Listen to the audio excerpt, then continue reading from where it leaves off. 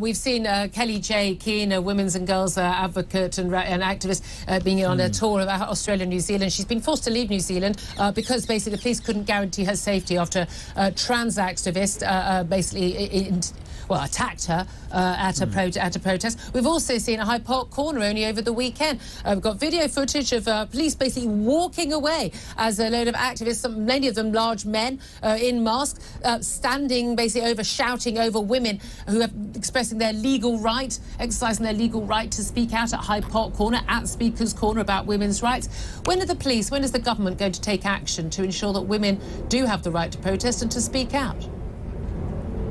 Yeah, well, I mean, I completely support everybody's right to protest, especially women's right to protest. I think the way that women's rights have been threatened by the trans movement is deeply concerning to me. I think what happened in New Zealand was terrible. I think that lady had every right to express her views in defence of women's rights. It was a completely legitimate thing to do, and the way that she was essentially abused by a baying mob was completely unacceptable.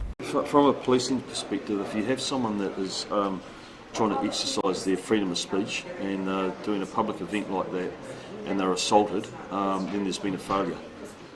It sends a terrible message because in this country we should really defend and protect our freedom of speech, and we say whether you agree with the person and what they're saying is irrelevant, and so there should have been better protection to ensure that there wasn't that type of violence.